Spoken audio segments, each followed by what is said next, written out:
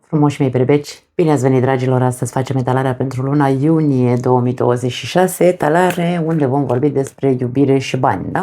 Vom începe cu cei care aveți o relație, să vedem cum arată luna iunie din punctul ăsta de vedere, cam cum va fi atmosfera în relația voastră în luna iunie. Hai să vedem. Ok, ne oprim și extragem 3 cărți. Prima carte, 8 de monede, foarte frumos. Cavaler de spade, ok, și nebunul, wow, foarte pozitiv ceea ce vedem, dragii mei. La capătul cărților avem judecata. Luna iunie, pentru berbecii care au o relație, pare că este o lună unde mulți dintre voi probabil că veți începe o nouă etapă. Nu este vorba despre a rupe relația, da? Este despre un nou început aici cu nebunul. Avem nebunul care ne indică, avem judecata care ne spune că în sfârșit se produce un înțeles, se produce o nevoie pentru unii dintre voi, se produce acel înțeles și nevoia de a îmi vine să spun resuscita, nu știu de ce. Poate unii dintre voi ați avut probleme destul de mari în relație, o foarte bună perioadă de timp și era ca și cum murise relația cumva. De ce spun murise sau murise ceva în relația voastră? Pentru că judecata aici nu se vede, dar în tarotul clasic avem imaginea unor coșciuge din care ies niște persoane care ascultă cumva cuvântul îngerului, da? Printr-o goarnă ca simbol în această carte. Dacă ceva a murit în relația voastră în ultimile luni sau ultimii ani și nu ați reușit să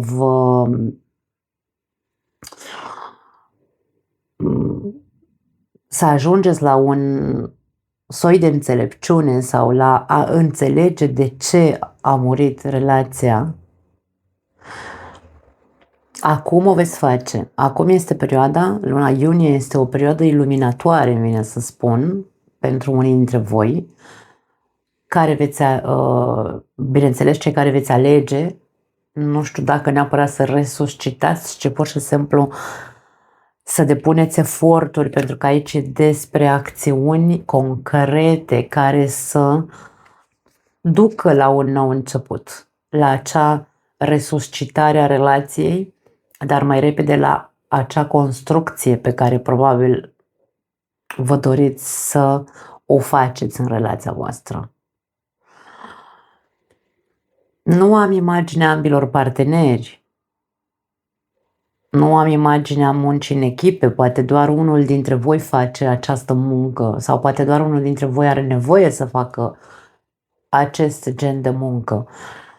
Încerc să dau mai multe explicații acestei combinații, dar ideea cam asta este. Pare că foarte mulți berbeci care au o relație vor face eforturi palpabile, da? Vreau să rămână foarte clar. Acțiunile lor sunt concrete, sunt pe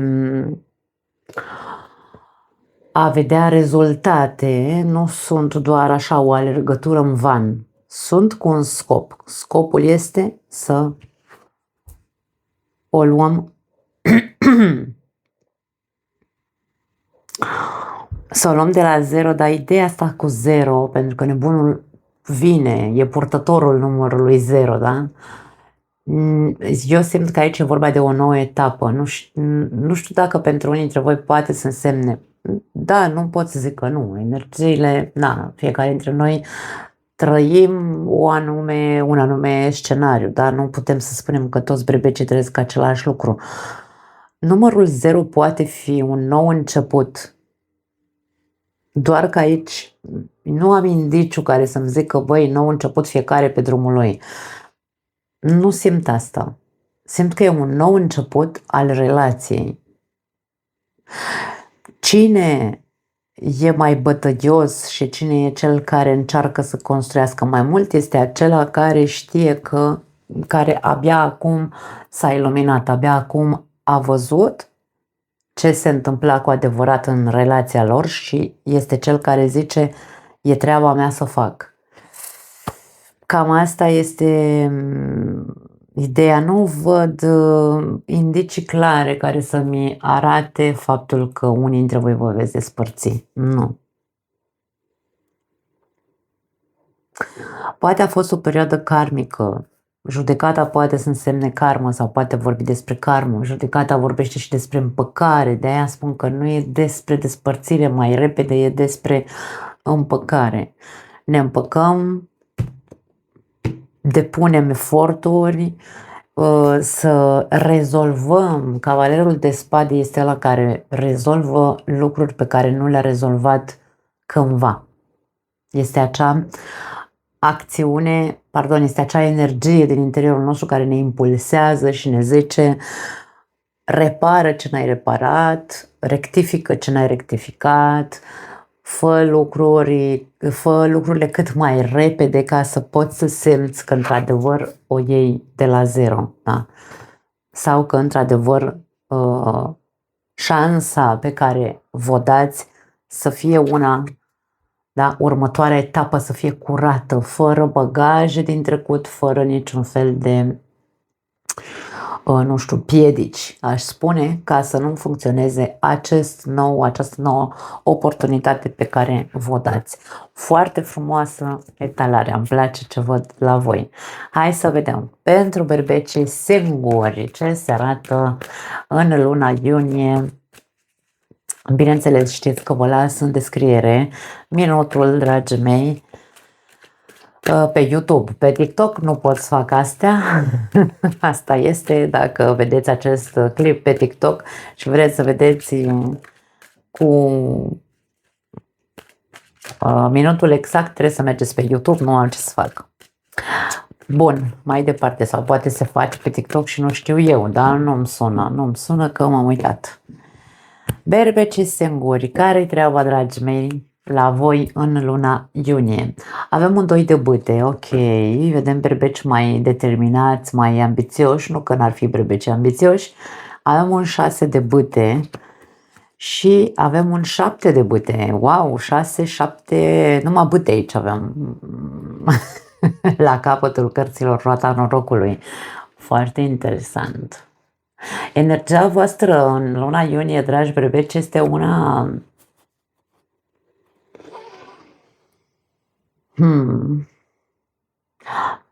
nu știu dacă oscilantă, poate să fie, pentru unii dintre voi poate să fie așa, sunt într-o energie nehotărâtă, când vreau ceva, când nu vreau, când mă atrage, când mă respinge, când, da, ești într-un proces, îmi vine să spun că ești într-un proces de adaptabilitate. Trebuie să te readaptezi la o nouă situație, probabil, în viața ta, în legătură cu ce înseamnă partea sentimentală. Doiul de bâte ne arată această ambiție, determinare, ca și cum berbecii singuri stau așa în viața lor și se uită în zare și își spun, da? Băi, am ajuns până aici. Ce vreau eu, de fapt? Unde vreau să ajung? Ce-mi doresc în ale iubirii? Și te văd cu niște planuri. Poate că, începând cu luna iunie, berbecii singuri își pun acea ambiție și determinare și spun, ok, eu dacă știu ce planuri am sau m-am proiectat cumva așa în viitor și zic, vreau acest gen de persoană, vreau, nu știu, habar n-am, un soi de proiecție pe care ți-ai făcut-o în viitor, un soi de imagine pe care tu o ai în viitor despre partea emoțională, sentimentală, îți pui ambiția și te pui în acțiune. Ideea este că această acțiune primară sau acest zvâc, pentru că berbecii așa acționăm, așa funcționăm, vreau să zic, prin zvâc, prin acțiune, prin a face, prin impuls. Și nu neapărat impuls, berbecul are un impuls intuitiv, da? Sau o intuiție impulsivă, dacă vrei. E ca și cum el percepe ceva și zice, băi, de ce stau să pierd timpul, mă duc către acel ceva, da? Eu dacă aici vreau ceva, aici mă duc și fac. Ideea este că, de-aia spun că e o energie ciudățică pentru un berbec, e foarte multă bâtă aici, foarte mult foc, foarte multă voință, foarte multă dorință, foarte multă atracție, foarte mult magnetism, foarte multă ambiție și viziune, însă avem aici această oscilație în care o frână, nu știu ce se întâmplă. Unii dintre voi ceva vă frânează. 7 de bâte poate să fie cartea credințelor noastre limitative. E ca și cum aici, băi, în luna iunie descoperi că îți place cineva, bineînțeles că berbecul are tupeu să acționeze, să ducă către respectiva persoană și să-i zică, băi, hai la o cafea sau ce știu, habar n-am, fiecare zicem într-un fel anume. Dar după aia te împiedici în propriile tale acțiuni. Ori nu zic că ajungi acolo de față cu persoana asta și dai cu bâta în baltă. Poate să fie pentru unii dintre voi, dacă dați cu bâta în baltă, e din cauza ego-ului, atenție mare. Da? Încercați ego-ul să-l frânați aici. Dacă ar fi să fie nevoie de o frână pentru că tu ești într-o perioadă de adaptabilitate, poate că are legătură cu ego-ul. Dacă nu se potrivește viziunea de viitor pe care tu o ai, că ți-ai făcut acea listuță sau acea imagine a persoanei sau a vieții tale, cum vrei tu să fie, da? În viitor mă refer, și tupeu nu-ți lipsește să acționezi, încearcă să te observi dacă nu cumva îți lipsește această manevrare sănătoasă a ego-ului. Da? De multe ori nu ne dăm seama când ego-ul nostru e atât de inflamat și ne crede în buricii pământului. Berbeci în general ne crede în buricul pământului. Bine, nu doar berbeci, atenție, zodiile de foc, da? Berbec, leu și săgetător. Aici avem 3 burici ai pământului. Toate zodiile de foc sunt înzestrate cu această energie, viziune asupra lor înșine, nu mi-a sunat coerent românește, asupra lor înșiși, probabil se zice corect. Da, ce să fac, dragii mei, îmi pare rău că vă zgâri creierul. Ideea este că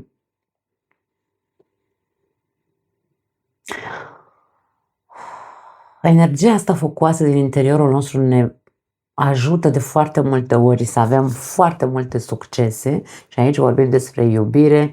Berbecii au foarte mult succes în iubire, indiferent cât de mult am încercat să, da, pe plan amoros, să zicem așa, au foarte mult succes pentru că sunt foarte tupeiști, bărbații par a fi acei bărbați adevărați pe care îi caută fiecare femeie, cu toate că nu sunt, au multe probleme cu ego-ul, da? Dar nu numai bărbații berbeci incest, berbec, leu, săgetător. Și aici poate că ar trebui să iei în vizor sau să ai în vedere și acest aspect al ego-ului. Tu poți cunoaște pe cineva în această perioadă, dar dacă nu știi să-ți înfrânezi ieșirile astea de cuceritor, Don Juan, care să te ducă acolo unde tu îți dorești, pentru că nu are noimă să zicem că berbecul încearcă să-și bifeze încă o persoană pe lista lui și așa mai departe. Nu, aici, Doamne ferește, ce sens are? Nu te duce nicăieri, te duce No way aici, da? Roata norocului este o învârteală într-un cer ca un șoricel în cușca lui care aleargă pe acea rotiță. Aici este, dacă vrei într-adevăr altceva, dacă îți dorești într-adevăr altceva, va trebui să știi să lupți cu ego-ul tău, să-l echilibrezi într-un fel sau altul, sau va trebui să știi să lupți pentru a ajunge acolo, depășindu-ți toate credințele sau limitele, în cazul în care e vorba despre limite aici și nu despre ego, da? Pentru că se poate interpreta în ambele feluri. Aș spune că luna iunie este mai mult, pentru cei singuri, este mai mult o perioadă de adaptabilitate și de a vedea anumite lucruri pe care poate până acum s-a împiedicat de acele lucruri, acele comportamente sau atitudini focoase sau atitudini, hai să le numim impulsive, și e un proces cumva de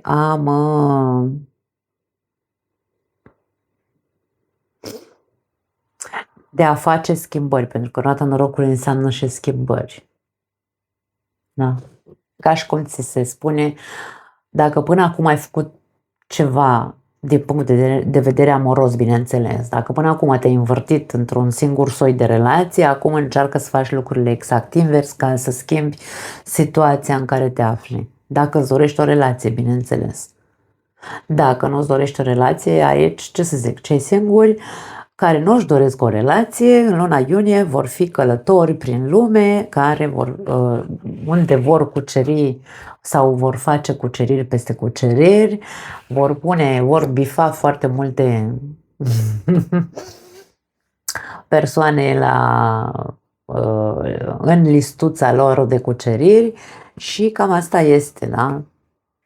Nu, e ca și cum aici nu-mi stă nimeni în cale. Eu pot să cuceresc pe oricine, eu pot să fac pe oricine. Eu aici această chestiune de orgoliu, da?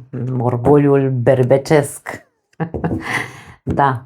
Știți că și eu sunt berbec și știu ce înseamnă gorgoliu, auzi? Orgoliul berbecesc, așa că, Hai să vedem. Situația financiară sau tot ce are de văzut cu bănuții pentru berbeci în luna iunie. Ce se arată din punct de vedere economic sau material?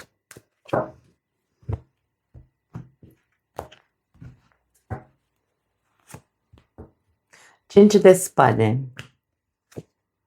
5 de cupe, wow!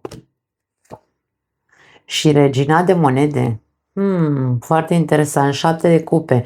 Ok, aici avem o imagine foarte interesantă, pentru că unii dintre voi nu se vede să aveți o satisfacție financiară sau cel puțin o construcție la care voi visați, că e un job, că e un proiect, da, aici poate fi proiecte, că sunt pur și simplu speranțe de mai bine, poate să fie și asta, 7 de cupe. Aici cert este că nu se materializează, nu se concretează. Ideea este că ele nu se concretează, îmi vine să spun, nu din cauza faptului că ai mers din eșec în eșec, ci din cauza faptului că cumva îmi vine să spun că a existat un autosabotaj pentru unii dintre voi. Nu știu dacă are noimă pentru unii dintre voi. Speranțele, visele, planurile din punct de vedere financiar erau cumva exista foarte multă încredere, dar era o încredere de genul ăsta de speranță, când zicem Doamne ajută să fie, Doamne ajută să reușesc, Doamne ajută dar acțiunile erau unele greșite. De ce spun greșite?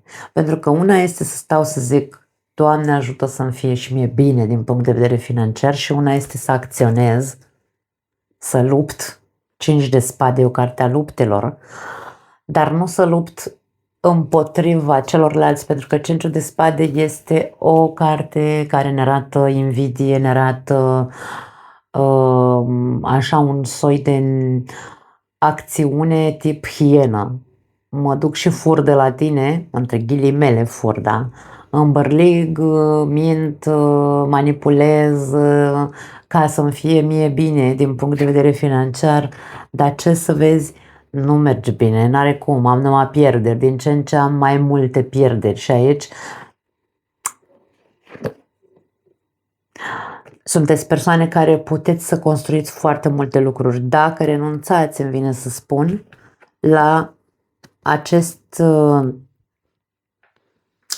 aceste atitudini de luptă de putere, lasă că ți arăt eu că sunt mai bun ca tine, lasă că o să vezi când o să am bani, lasă că... Deci toate astea sunt gânduri sabotante, îmi vine să spun. Deci, practic, tu îți sabotezi ori prin critică, pentru că aici vedem această imagine de invidie, ori din frică. Acțiunile tale sunt direct proporționale, din frica de a nu avea, pentru că aici tu ești foarte îmi vine să zic credincios, nu știu de ce, da? Deci eu nu simt aici energia asta șaptelui de cupe în momentul ăsta ca fiind o energie de asta de pică, pară, mălăiață, stai așa degeaba și nu faci nimic. Nu, pentru că aici ne arată o acțiune. Sunt vise, speranțe, dar e acea speranță că într-o zi o să ajung și eu unde îmi doresc, dar n-am cum să ajung. Aici e ca și cum ți spune, n-ai cum să ajungi, omule dragă, unde îți dorești, adică la a construi ceva sau la a avea un job mai bun sau la dacă acțiunile tale sunt prăpăstioase, sunt puse pe, energia este focusată pe invidie, de ce alții, sau mă rog, de ce eu nu reușesc, că nu neapărat îndreptăm degetul către celălalt, ci pur și simplu stăm și ne plângem că nouă nu ne merge bine. Dar în același timp suntem ochioși pe ceilalți care au reușit să construiască ceva. E foarte multă critică. Cinciul de spade este autocritică, critică către exterior, acțiuni nealtruiste sunt aici, da? Și toată această atitudine și energie duce către pierderi, nu duce către câștiguri, chiar dacă ți le dorești. Va trebui să înveți să fii, aș spune, să joci corect, să fii într-un fel sau altul foarte sincer cu tine, pentru că aici există foarte multă iluzie. Iluzie, visarea asta de credință, cum am simțit-o eu să-i spun, aceste energii,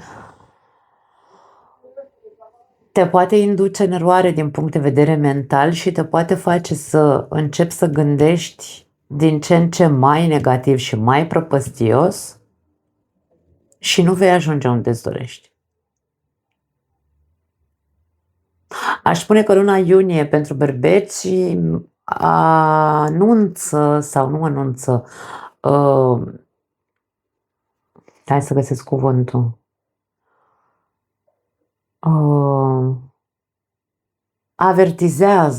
avertizează unii berbeci, îi avertizează pe unii berbeci să-și evalueze planurile, credințele de a face bani, modul în care se manifestă ei ca persoane, dacă sunt altruiste, dacă sunt plângăcioase, eterna victimă, niciodată nu am un job care, nu știu, să-mi aducă și mie bani sau, în fine, fiecare ce ne zicem.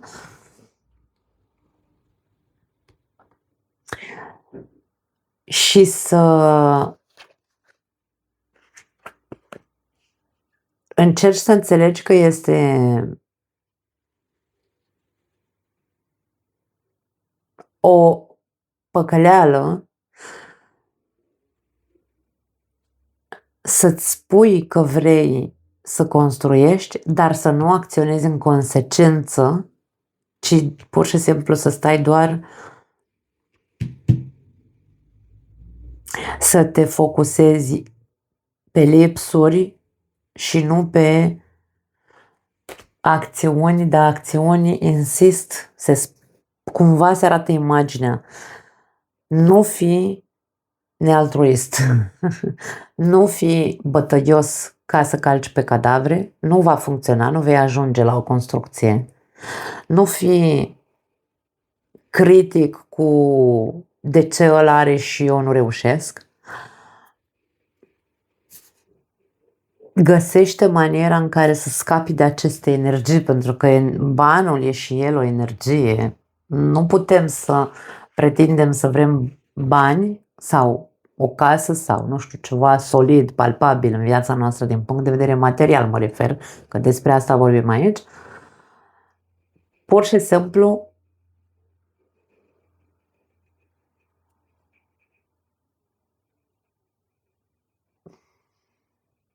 prin atitudini de genul ăsta și prin poate speranță că las că o să fie mai bine sau o să fiu vai mama mea sau nu știu, gânduri, tot felul de gânduri pot fi aici.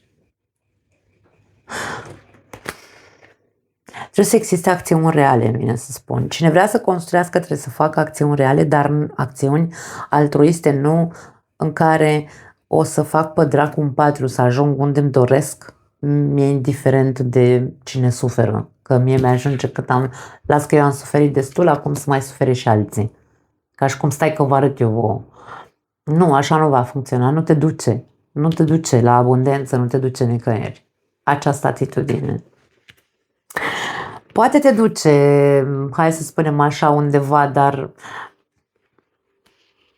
e doar o iluzie, cu care încercăm să ne îmbătăm, așa că se zice că ne îmbătăm cu apă rece când apare 7 de cupe, ne îmbătăm cu apă rece spunându-ne că lasă că mă fac eu al dracu și nu mă mai uit în stânga, în dreapta, îmi văd eu doar de treaba mea, doar de drumul meu și să vezi ce bine o să meargă. E doar o iluzie. De câte ori ne gândim să facem rău în exteriorul nostru, la un moment dat e ca un bumerang energia noastră. Energia noastră și energia celorlalți se intersectează pentru că suntem energii și aici bumerangul se va întoarce întotdeauna la cel care l-a aruncat. De-aia zic, încercați să fiți foarte, foarte conștienți de mișcările pe care le faceți. Pentru că nu par să fie altruiste și nu par să fie pe câștig, ci mai repede pe pierderi. Nu mai am altceva. Foarte interesant. Vă pupăcesc, dragii mei. Ne vedem data viitoare. Ciao!